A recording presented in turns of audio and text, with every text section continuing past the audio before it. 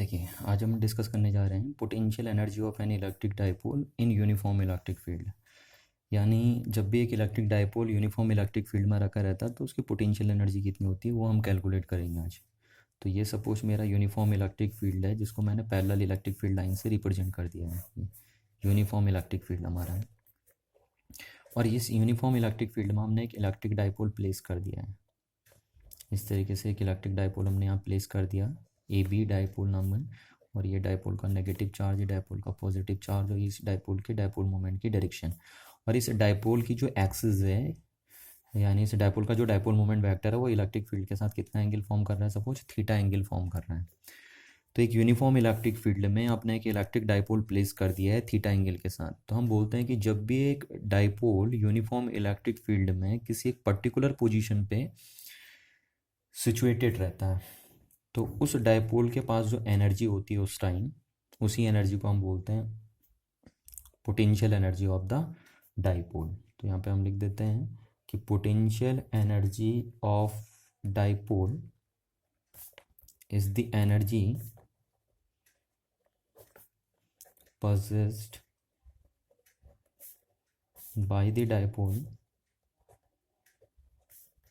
by virtue of its particular position in electric field, तो किसी भी डाइपोल के पास जो पर्टिकुलर पोजीशन होती है यूनिफॉर्म इलेक्ट्रिक फील्ड में, उस पर्टिकुलर पोजीशन के कारण उस डाइपोल के अंदर जो एनर्जी आएगी उसी एनर्जी का नाम हम क्या दे देते हैं, electrostatic potential energy of the dipole. अब हमें कैलकुलेट करनी है कि जब भी एक डाइपोल को एक पर्टिकुलर पोजीशन पे यूनिफॉर्म इलेक्ट्रिक फील्ड में रखा रहता है तो उसकी एनर्जी कितनी होती है।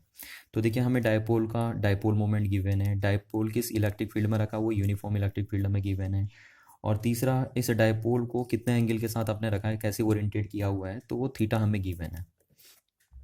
तो हमारा जो फाइनल एक्सप्रेशन होगा potential energy of this dipole वो इन्हीं तीन के टर्म्स में गिवन होगा हमें। अब यहाँ से देखिए, तो हमें इस डाइपोल की पोटेंशियल एनर्जी निकालनी है कि ये डाइपोल की पोटेंशियल एनर्जी कितनी है। और आपको पता है, देखिए, अब जब भी हम किसी सिस्टम की पोटेंशियल एनर्जी निकालते हैं तो हमें वर्क करना पड़ता है। इस बात का आप ध्यान रखिए। तो आप वर्क करेंगे इस डाइपोल के ऊपर, और इस डाइपोल के ऊपर जो भी वर्क डन होगा, इस डाइपोल को थीटा रोटेट करने में जो भी आप वर्क डन करोगे वो वर्क डन इस डाइपोल के अंदर स्टोर हो जाएगा इस डाइपोल की पोटेंशियल एनर्जी बन के। तो अगर मेरे को इस डाइपोल की पोटेंशियल एनर्जी कैलकुलेट करनी है तो मैं इस डाइपोल पे वर्क करूँगा इसको थीटा एंगल तक घुमाने के लिए, और इस थीटा एंगल तक घुमाने के लिए जो भी वर्क डन होगा वही इस डाइपोल की क्या बोली जाएगी, पोटेंशियल एनर्जी बोली जाएगी। अब देखिए, जैसे आपको पता है कि डाइपोल पे नेट फोर्स जीरो होता है, तो नेट फोर्स जीरो होने से इस डाइपोल में कोई लीनियर मोशन तो होगा नहीं, तो कोई लीनियर वर्क डन तो होगा नहीं। बट सिंस एक डाइपोल पे दो इक्वल फोर्स, इस डाइपोल पे इस डायरेक्शन में, इस पॉइंट पे इस डायरेक्शन में, एक डाइपोल पर two equal force opposite direction में डिफरेंट लाइन ऑफ एक्शन के साथ वर्क करते हैं तो ये कपल का फॉर्मेशन करते हैं, यानी एक नेट टॉर्क का फॉर्मेशन करते हैं। और वो टॉर्क जो इस डाइपोल पे लगता है, जब एक डाइपोल को यूनिफॉर्म इलेक्ट्रिक फील्ड में रखा जाता है तो उस डाइपोल पे एक टॉर्क लगता है, और वो टॉर्क इस डाइपोल को यूनिफॉर्म इलेक्ट्रिक फील्ड में क्या करेगा, रोटेट करेगा, यानी इधर को अलाइन करेगा। तो हम बोलते हैं the torque on the dipole is, वो टॉर्क कितना लगेगा डाइपोल को, वो टॉर्क लगेगा आपका पी क्रॉस ई, ये टॉर्क लगेगा, और ये टॉर्क क्या करेगा, आपको इस डाइपोल को रोटेट करेगा यूनिफॉर्म इलेक्ट्रिक फील्ड में। तो हम बोल सकते हैं कि it tries to rotate the dipole to align it with E, तो ये डाइपोल, ये जो टॉर्क इस डाइपोल पे लग रहा है वो इस डाइपोल को थीटा एंगल में नहीं रहने देगा, वो इस डाइपोल को क्या करेगा, यूनिफॉर्म इलेक्ट्रिक फील्ड में ऐसे रख देगा। बट हम तो बोल चुके हैं कि हमें अगर डाइपोल की इस सिचुएशन में पोटेंशियल एनर्जी निकालनी है तो इसका मीनिंग है कि हमें इस टॉर्क के अगेंस्ट वर्क करना पड़ेगा, क्योंकि तभी हम इस डाइपोल को ऐसे मेंटेन रख पाएंगे, क्योंकि नहीं तो वो जो टॉर्क इस डाइपोल पे लग रहा है वो इस डायरेक्शन में ले आएगा डाइपोल को। तो हमें इस टॉर्क के अगेंस्ट क्या करना पड़ेगा, वर्क करना पड़ेगा, ताकि हम चाहते हैं कि हमारा डाइपोल इस सिचुएशन में मेंटेन रहे तो जितना भी हमें वर्क डन करना पड़ेगा इस टॉर्क के अगेंस्ट इस डायपोल को थीटा एंगल पर मेंटेन रखने के लिए, वो सारा वर्क डन ही इसके अंदर स्टोर हो जाएगा, इस डायपोल के अंदर स्टोर हो जाएगा इसकी पोटेंशियल एनर्जी बन के। तो अब जरा देखिए इस टॉर्क को अगर हम देखते हैं तो इस टॉर्क की वैल्यू होती है P E sine theta, where theta is an angle between these two vectors. तो इतना टॉर्क लगता है इस डायपोल पे, और ये रोटेट करेगा इस डायरेक्शन में इस डायपोल को। तो अगर हम इस टॉर्क की डायरेक्शन देखें जरा, तो Maxwell right hand screw rule से हम बोलते हैं कि अगर हम फर्स्ट वेक्टर से सेकंड वेक्टर की डायरेक्शन में स्क्रू रोटेट करते हैं तो जो स्क्रू के एडवांस की डायरेक्शन होती है वो टॉर्क की डायरेक्शन बताएगा। तो देखिए हमने पहले वेक्टर से दूसरे वेक्टर की डायरेक्शन में स्क्रू रोटेट करना है, तो स्क्रू किधर को एडवांस हो रहा है, इनवर्ड डायरेक्शन में, तो इस टॉर्क की डायरेक्शन किधर हो जाएगी, इनवर्ड। तो अगर हमें इस डायपोल को मेंटेन रखना है इस थीटा एंगल पे, तो हमें इस टॉर्क के अगेंस्ट वर्क करना पड़ेगा। यानी ये टॉर्क अगर इनवर्ड डायरेक्शन में है, इस तरीके से इनवर्ड डायरेक्शन में घुमा रहा है, तो हमें इधर को घुमाना पड़ेगा, है ना, इस डायरेक्शन में टॉर्क लगाना पड़ेगा इस पे, तभी ये मेंटेन रह पाएगा यहाँ पे थीटा एंगल पे। पर आप जरा देखिए कि हम इस टॉर्क के अगेंस्ट वर्क कर रहे हैं, पर ये टॉर्क क्या है, कंटिन्यूसली क्या होते जा रहा है, चेंज होते जा रहा है, चेंज होते जा रहा है, क्योंकि इसकी थीटा के साथ साथ इस टॉर्क की वैल्यू क्या होती रहेगी, चेंज होती रहेगी। तो इसलिए हम जो भी वर्क डन करेंगे इस टॉर्क के अगेंस्ट, वो लार्ज वर्क डन नहीं करेंगे हम सीधे, पहले हम उसका स्मॉल करेंगे। क्यों, क्योंकि ये टॉर्क कंटिन्यूसली क्या होते जा रहा है, चेंज होते जा रहा है। तो पहले हम अगर स्मॉल वर्क डन करते हैं इस टॉर्क के अगेंस्ट, तो जो छोटा सा वर्क डन हमारा आएगा, उस छोटे से वर्क डन में हम ये बोल सकते हैं कि हमारा जो टॉर्क है वो कांस्टेंट है, और फिर लार्ज के लिए हम उसे क्या कर लेंगे, इंटीग्रेट कर लेंगे। तो पहले हम देखते हैं कि हमें अगर इस डायपोल को स्मॉल एंगल घुमाना है, सपोज ये डायपोल हमारा है और इस डायपोल को हमने स्मॉल एंगल यहाँ से घुमाया डी थीटा एंगल, तो ये डी थीटा एंगल तक रोटेट करने में कितना वर्क डन हमें करना पड़ेगा। तो इस जब हम इस डायपोल को छोटा सा घुमा रहे हैं, मतलब डी थीटा एंगल तक घुमा रहे हैं, स्मॉल एंगल तक घुमा रहे हैं, तो उस टाइम जो इस डायपोल पे टॉर्क लग रहा है उसको हम कांस्टेंट मान सकते हैं, है ना। और उस कांस्टेंट टॉर्क के अगेंस्ट हमें क्या करना पड़ेगा, उस कांस्टेंट टॉर्क के अगेंस्ट हमें क्या करना पड़ेगा, वर्क करना पड़ेगा। तो जो वर्क भी होगा वो स्मॉल आएगा, क्योंकि हमने स्मॉल रोटेशन किया है। तो यहाँ से हम बोल सकते हैं कि जो small amount of work done in rotating the dipole through a small angle d theta against the torque is, तो हमारा जो स्मॉल वर्क डन होगा, देखिए हमने, मैं बार बार आपसे कह रहा हूँ कि हमने स्मॉल वर्क डन क्यों किया, हम लार्ज वर्क डन क्यों नहीं कर लेते डायरेक्ट इस टॉर्क के अगेंस्ट, इस डायपोल को थीटा एंगल तक मेंटेन करने के लिए हमें वर्क करना था ना, इस टॉर्क के अगेंस्ट वर्क करना था। तो हम डायरेक्ट लार्ज वर्क डन क्यों नहीं कर लेते, हम डायरेक्ट लार्ज वर्क डन इसलिए नहीं करते क्योंकि जिस टॉर्क के अगेंस्ट हम वर्क कर रहे हैं वो टॉर्क कंटिन्यूसली चेंज हो रहा है, इसलिए पहले हम स्मॉल वर्क डन करते हैं और फिर लार्ज के लिए उसे इंटीग्रेट कर देते हैं। तो हम बोलते हैं कि हमने स्मॉल डिस्प्लेसमेंट करने में इस टॉर्क के अगेंस्ट कितना वर्क किया, तो जो वर्क डन आएगा वो आपका स्मॉल आएगा, है ना। और यहाँ पे कौन वर्क कर रहा है, यहाँ पे टॉर्क वर्क कर रहा है। तो टॉर्क का वर्क डन कितना होता है, जैसे लीनियर डिस्प्लेसमेंट में हमने देखा होगा, तो लीनियर वर्क डन कितना होता है, फोर्स इंटू डिस्प्लेसमेंट। तो यहाँ पे रोटेशनल वर्क डन है, तो रोटेशनल वर्क डन कितना होगा, फोर्स के सामने टॉर्क आएगा, और इनटू डिस्प्लेसमेंट कितना आपका डी थीटा। तो डी थीटा रोटेट करने में हमने जो वर्क डन किया वो डी डब्ल्यू है, और किसके अगेंस्ट हमने वर्क किया है, इस टॉर्क के अगेंस्ट वर्क किया। और छोटे से डिस्प्लेसमेंट के लिए हम इस टॉर्क को क्या मान सकते हैं, देखिए कांस्टेंट मान सकते हैं। तो इस टॉर्क इतना आया। अब अगर हम इसको खोलें इस डॉट प्रोडक्ट को, तो यह आपका आएगा tau into D theta into sine alpha, cos alpha, है ना, डॉट प्रोडक्ट है तो कॉस एल्फा। अब ये जो एल्फा है ये इन दोनों के बीच का एंगल है, इस टॉर्क और इस डी थीटा के एंगल के बीच का एंगल है ये एल्फा। तो देखिए हमने जो टॉर्क लगाया डायपोल पे, किधर टॉर्क लग रहा था, डायपोल पे नीचे के डायरेक्शन में टॉर्क लग रहा था। हमने जो डायपोल पे टॉर्क लगाया वो किस डायरेक्शन में लगाया, अपवर्ड डायरेक्शन में टॉर्क लगाया हमने डायपोल पे, और एंगुलर डिस्प्लेसमेंट भी किस डायरेक्शन में, इस डायरेक्शन में। तो यानी जो अल्फा बना वो आपका कितना बना, 0 बना, क्योंकि टॉर्क हमारा अप्लाइड है ना। और हम कितना टॉर्क अप्लाइड करेंगे सिस्टम पे, जितना सिस्टम कर रहा है उतना ही टॉर्क अप्लाई करेंगे। तो सिस्टम ने टाउ टॉर्क अप्लाइड किया डी थीटा डिस्प्लेस करने के लिए, डी थीटा डिस्प्लेसमेंट में टाउ टॉर्क अप्लाइड किया सिस्टम ने, तो हम भी कितना टॉर्क अप्लाइड करेंगे, टाउ ही टॉर्क अप्लाइड करेंगे, पर हमारे टॉर्क की डायरेक्शन ये होगी, देखिए, क्योंकि सिस्टम के टॉर्क की डायरेक्शन नीचे थी। और ये जो एंगुलर डिस्प्लेसमेंट कर रहा है, जो हमने टॉर्क अप्लाइड किया, वो जो एंगुलर डिस्प्लेसमेंट कर रहा है डी थीटा, उसकी डायरेक्शन भी है। तो इसलिए हम बोल देते हैं कि इन दोनों के बीच का जो एंगल है अल्फा वो कितना है, 0 डिग्री। तो यहाँ से जो हमारा वर्क डन आया वो कितना आ गया, टाउ डी थीटा। अब यहाँ से अगर हम वैल्यू रखें टाउ की, तो P E sine theta into D theta, तो ये वो स्मॉल वर्क डन है जो डाइपोल को डी थीटा एंगल तक रोटेट करने में मदद करता है इस टॉर्क के अगेंस्ट। तो इतना वर्क डन करना पड़ेगा हमें। अब अगर हमें लार्ज वर्क डन करना है, सपोज हमें डाइपोल को थीटा 1 से थीटा 2 एंगल तक रोटेट करना है, तो हमें टोटल कितना वर्क डन करना पड़ेगा, तो हम इसको इंटीग्रेट कर देंगे। तो therefore total work done in rotating the dipole through the dipole from, कहाँ से रोटेट कर रहे हैं हम, θ1 टू θ2 इस। तो अगर हमें θ1 से θ2 एंगल तक डाइपोल को रोटेट करना है तो हमें टोटल कितना वर्क करना पड़ेगा। तो देखो, स्मॉल डिस्प्लेसमेंट करने के लिए, स्मॉल रोटेशन करने के लिए हमें इतना वर्क डन करना पड़ा, डी थीटा डिस्प्लेस करने के लिए हमें इतना वर्क डन करना पड़ेगा। तो θ1 से θ2 डिस्प्लेस करने के लिए या रोटेट करने के लिए हमें कितना वर्क डन करना पड़ेगा, तो हम इसको इंटीग्रेट कर देंगे। और कहाँ से कहाँ इंटीग्रेट करेंगे हम इसे, P E sine theta D theta, इसे हम इंटीग्रेट करेंगे फ्रॉम θ1 टू θ2। तो अगर हम इसे इंटीग्रेट कर दें तो ये डिफरेंशिएशन से इंटीग्रेशन कैंसिल आउट हो गया। और ये पी ई कांस्टेंट है, क्योंकि डाइपोल का डाइपोल मोमेंट कांस्टेंट है, यूनिफॉर्म इलेक्ट्रिक फील्ड जहाँ हो रखा है वो कांस्टेंट है। तो इंटीग्रेट होगा आपका कौन, साइन थीटा। तो यहाँ से आपका आया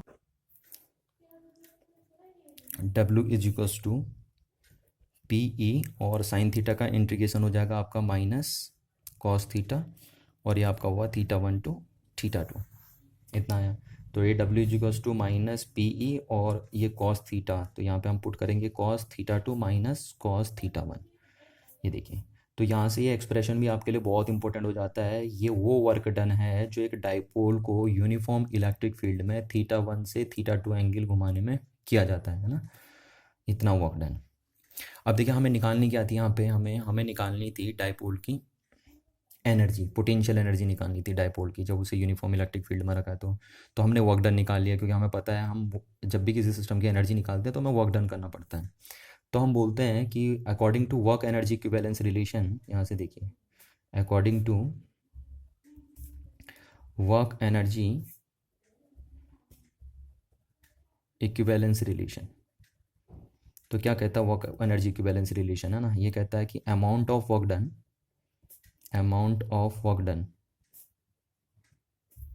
ऑन द डाइपोल, जो डाइपोल पे या ऑब्जेक्ट पे है ना, यहाँ पे डाइपोल ऑब्जेक्ट का रोल कौन कर रहा है, डाइपोल पे। तो the amount of work done on a dipole is equivalent to किसके इक्वल होता है, change in potential energy of the dipole, इसके इक्विवेलेंट होगा change in potential energy of the dipole. तो यहाँ से अगर हम चेंज बोलें तो मैंने डेल्टा यू लिख दिया पोटेंशियल एनर्जी को ना, तो delta U is a change in potential energy, तो किसके बराबर होगा, वर्क डन के बराबर होगा। तो देखिए चेंज कैसे निकाला, U final minus U initial, और ये वर्क डन कितना आया था आपका, minus P E cos θ2 minus cos θ1, और यही वर्क डन क्या होगा, यही वर्क डन डाइपोल के अंदर स्टोर हो जाएगा उसकी पोटेंशियल एनर्जी बन के।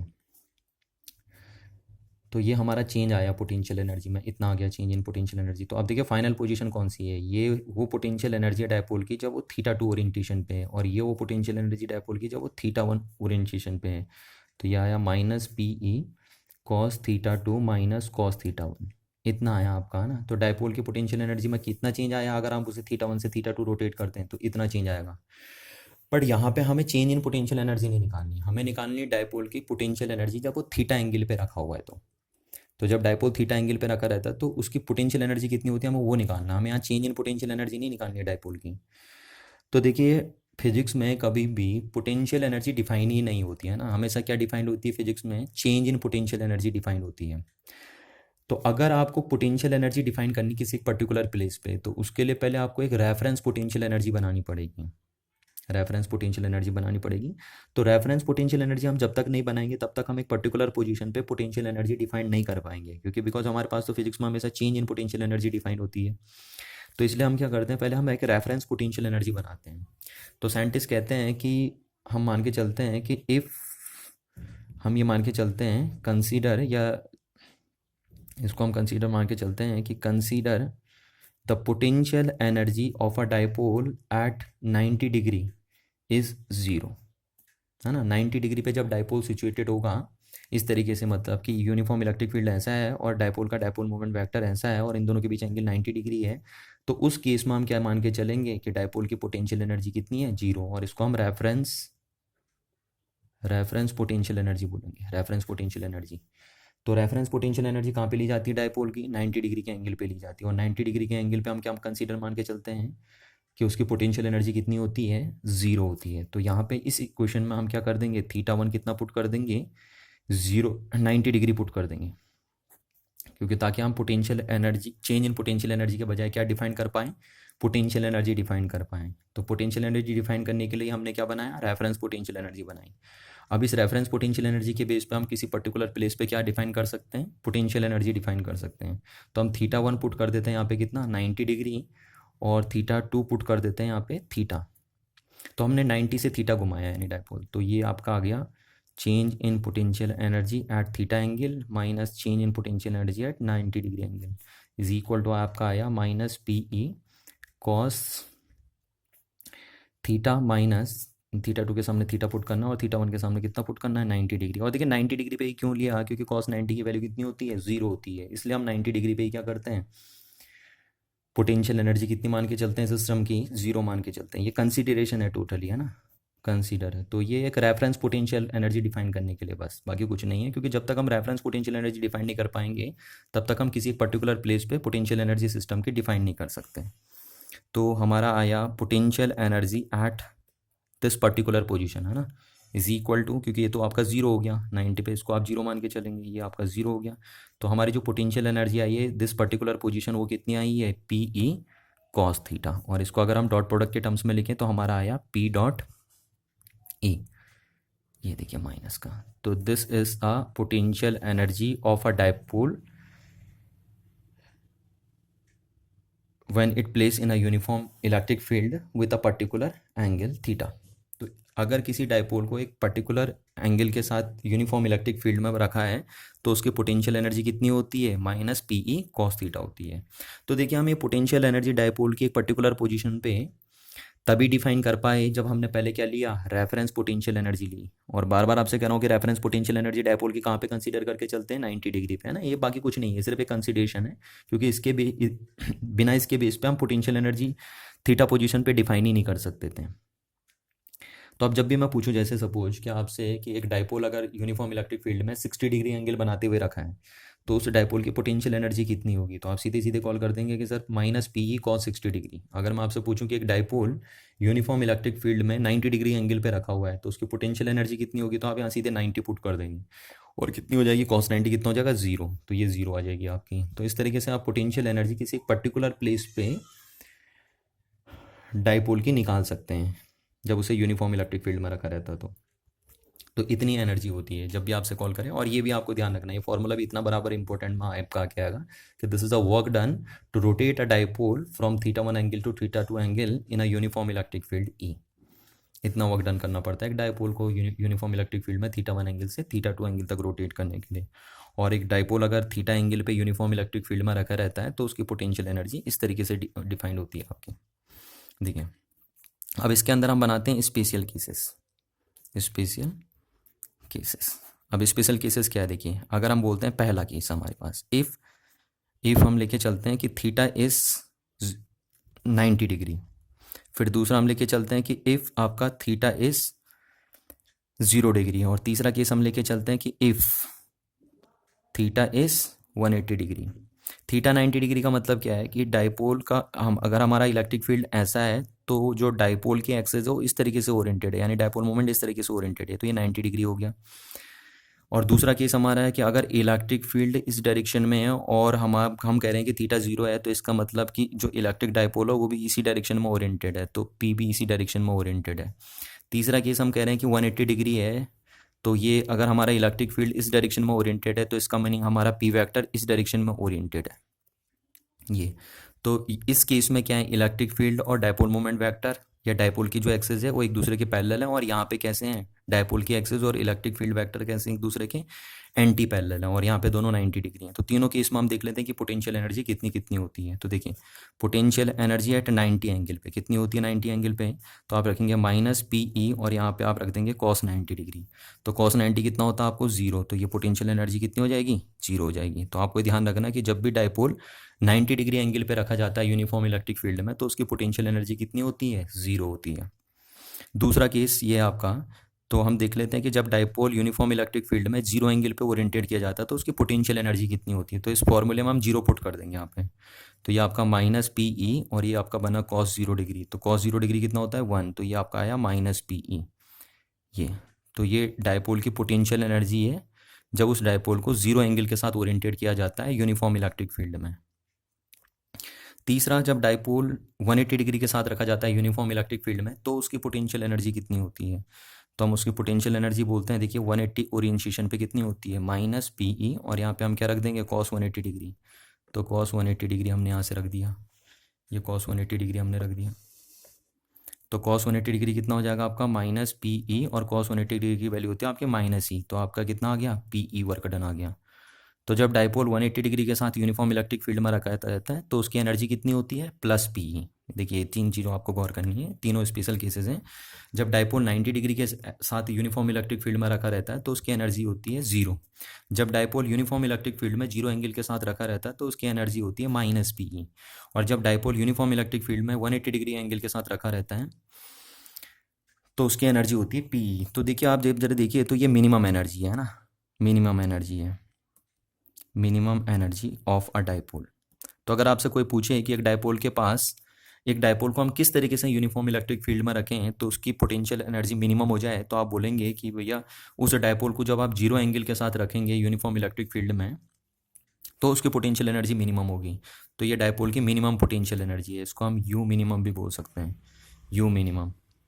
और जब भी कोई सिस्टम मिनिमम एनर्जी रखता है तो आपको पता है वो स्टेबल होता है ना, तो ये एक स्टेबल इक्विलिब्रियम की कंडीशन भी है जो मैं कल भी बात कर रहा था टॉर्क के केस में। वहाँ हमने टॉर्क के बेस पे बताया था, तो मैं आपको क्लियरली वहाँ भी कर रहा था कि टॉर्क के बेस पे कभी भी इक्विलिब्रियम नहीं बताया जाता है ना। तो क्योंकि ये डायपोल जब इस सिचुएशन में 0 डिग्री के साथ है तो उसकी पोटेंशियल एनर्जी मिनिमम है और ये मिनिमम एनर्जी होने के कारण डायपोल क्या है स्टेबल इक्विलिब्रियम में है। यानी इस सिचुएशन में जब यूनिफॉर्म इलेक्ट्रिक फील्ड अगर इधर है और डायपोल भी आपकी ऐसी रखी हुई है तो उस सिचुएशन में डायपोल एक स्टेबल इक्विलिब्रियम में है। और अगर इस स्टेबल इक्विलिब्रियम से अगर आप डायपोल को ऐसे डिस्प्लेस करते हैं तो स्टेबल इक्विलिब्रियम का मीनिंग क्या होता है कि अगर आप स्टेबल इक्विलिब्रियम से डायपोल को डिस्प्लेस करते हैं तो वो अपनी ओरिजिनल पोजीशन क्या कर लेगा, रिगेन कर लेगा। अब आपने देखा कि 180 डिग्री एंगल के साथ डायपोल की पोटेंशियल एनर्जी ये है और ये मैक्सिमम पोटेंशियल एनर्जी है, तो हम इसे बोल सकते हैं यू मैक्सिमम। ये डायपोल की मैक्सिमम पोटेंशियल एनर्जी। और जब किसी भी सिस्टम के पास मैक्सिमम पोटेंशियल एनर्जी होती है ना, यहाँ पे सिस्टम कौन है डायपोल, तो किसी भी सिस्टम के पास जब मैक्सिमम पोटेंशियल एनर्जी होती है तो हम उसको बोलते हैं कि वो अनस्टेबल इक्विलिब्रियम में है, अनस्टेबल इक्विलिब्रियम में। तो ये डायपोल इस सिचुएशन में अनस्टेबल इक्विलिब्रियम में होगा।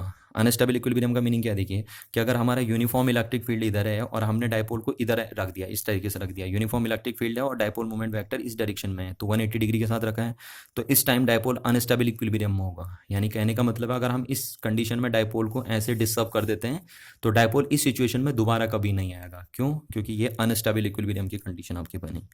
तो आपने 3 केस देख लिए कि डायपोल की पोटेंशियल एनर्जी 0 कब होती है 90 डिग्री पे, मिनिमम कब होती है 0 डिग्री पे, और मैक्सिमम कहाँ पे होती है 180 डिग्री पे।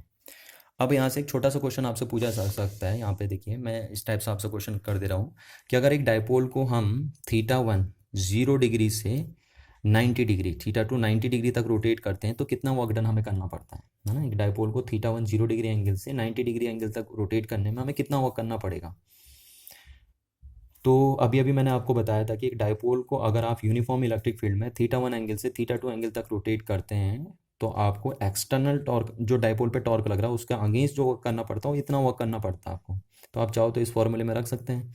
तो देखिए हमारे पास कितना है, यहाँ ये हमारे पास है माइनस पी ई कॉस θ2। तो कॉस θ2 कितना हो गया 90 डिग्री हो गया आपका, क्योंकि आप 90 तक ले जा रहे हो और कहाँ से ला रहे हो cos 0 डिग्री से, तो cos 0 डिग्री तक ला रहे हो। तो W इक्वल्स टू कितना हो गया माइनस पी ई कॉस 90 कितना हो गया 0, cos 90 0 हो गया, cos 0 कितना हो गया 1 और ये -1 आ गया। तो यहाँ से कितना आ गया आपका ये work done plus P E आ गया। तो ये वर्क डन आ गया डायपोल को कहाँ से 0 डिग्री से 90 डिग्री तक अगर आप रोटेट करते हैं तो आपका वर्क डन कितना आता है, प्लस पीई आता है। अब यहाँ से आप एक बात समझ भी सकते हैं, देखिए कि डायपोल जब इस ओरिएंटेशन में था, जब डायपोल इस ओरिएंटेशन में था तो उसकी पोटेंशियल एनर्जी कितनी थी, माइनस पीई। यानी जब डायपोल ऐसा रखा है तो उसकी potential energy, uniform electric field अगर ऐसा है और डायपोल ऐसा रखा हुआ है तो उसकी पोटेंशियल एनर्जी है पीई, माइनस पीई। और जब डायपोल ऐसा रखा है तो उसकी पोटेंशियल एनर्जी कितनी है, ज़ीरो। तो यहाँ से हम समझ सकते हैं, देखिए अभी अभी मैंने आपको बताया था कि अगर एक डायपोल को आप 0 से 90 डिग्री एंगल तक घुमाते हो तो आपको प्लस पीई वर्क करना पड़ता है। आप देखिए सुनिए, डायपोल के पास इस सिचुएशन में कितनी पोटेंशियल एनर्जी है, माइनस पीई। इस सिचुएशन में कितनी है, ज़ीरो। तो आपने यहाँ पे डायपोल के पास पहले से ही ऑलरेडी माइनस पीई एनर्जी है और आपने इस डायपोल पे यहाँ से यहाँ तक कितना वर्क डन करा, प्लस पीई वर्क डन करा। ये वर्क डन भी इसी डायपोल के अंदर स्टोर हो जाएगा, क्या बन के, उसकी पोटेंशियल एनर्जी बन के। तो आपने कितनी पोटेंशियल एनर्जी इस डायपोल को दी, पीई। ऑलरेडी पहले से इसके अंदर कितनी है, due to electric field, minus PE. तो टोटल एनर्जी कितनी हो गई इस डायपोल की, जीरो हो गई। इसीलिए हम कहते हैं कि डायपोल जब 90 डिग्री एंगल पे रखा रहता है तो उसकी टोटल पोटेंशियल एनर्जी कितनी होती है, जीरो होती है। सिमिलरली यहाँ से अगर हम बोल सकते हैं कि एक डायपोल को आप देखिए, तो एक डायपोल को यहाँ पे अगर मैं बोल सकता हूँ कि एक डायपोल को अगर आपको 0 डिग्री से, थीटा 1 हमारा 0 डिग्री है और थीटा 2 हमारा कितना है, 180 डिग्री। मैंने मान लिया कि एक डायपोल को 0 डिग्री से 180 डिग्री रोटेट करने में आपको कितना वर्क डन करना पड़ेगा। तो इसी फॉर्मूले से हम लगा सकते हैं यहाँ से, ये हमारा है वर्क डन का फॉर्मूला। 0 डिग्री से 180 डिग्री तक मैंने डायपोल को रोटेट किया तो देखिए कितना आएगा, माइनस पीई। और यहाँ आप रखेंगे कॉस 180 डिग्री, क्योंकि आप 180 डिग्री तक रोटेट कर रहे हैं तो कॉस 180 डिग्री कितना होता है, -1। और कहाँ से रोटेट कर रहे हैं, 0 से, तो कॉस 0 कितना होता है, 1। तो ये -1 आया यहाँ पे। तो डब्लू वर्क डन कितना आया, 0 डिग्री से 180 डिग्री तक रोटेट करने में कितना वर्क डन आपको करना पड़ा, आपको वर्क डन करना पड़ा -1। तो ये +2 पीई हो गया, 2 पीई वर्क डन करना पड़ेगा आपको। तो ऐसे क्वेश्चन भी आपसे पूछे जाते हैं कि अगर एक डायपोल को हमें 0 डिग्री से 180 डिग्री तक रोटेट करना है तो हमें कितना वर्क डन करना पड़ेगा डायपोल पे लगने वाले टॉर्क के अगेंस्ट, तो हमें +2 पीई वर्क करना पड़ेगा। अब आप जरा देख सकते हैं, देखिए मैंने आपको क्या बताया था कि जब डायपोल इस सिचुएशन में है, यूनिफॉर्म इलेक्ट्रिक फील्ड इधर है और डायपोल इस सिचुएशन में है तो उसकी एनर्जी है माइनस पीई। जब इस सिचुएशन में है तब डायपोल की एनर्जी है, यूनिफॉर्म इलेक्ट्रिक फील्ड अगर इधर है और डायपोल इधर है तो उस सिचुएशन में डायपोल की पोटेंशियल एनर्जी है ज़ीरो। और इस सिचुएशन में डायपोल की पोटेंशियल एनर्जी, अगर यूनिफॉर्म इलेक्ट्रिक फील्ड है और डायपोल इधर है, एंटी पैरेलल एक दूसरे के, तो उस सिचुएशन में डायपोल की पोटेंशियल एनर्जी है पीई।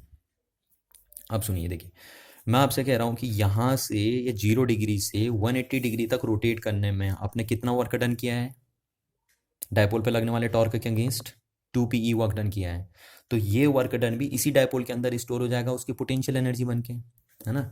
तो देखिए यहाँ पे थी माइनस पीई, और माइनस पीई यानी डायपोल के पास पहले से ये पोटेंशियल एनर्जी है। और ये पोटेंशियल एनर्जी डायपोल के पास कहाँ से आई है, एक्सटर्नल इलेक्ट्रिक फील्ड में जब हमने डायपोल रखा है तो उस एक्सटर्नल इलेक्ट्रिक फील्ड ने इस डायपोल को एनर्जी प्रोवाइड करी है जो माइनस पीई है इस सिचुएशन में।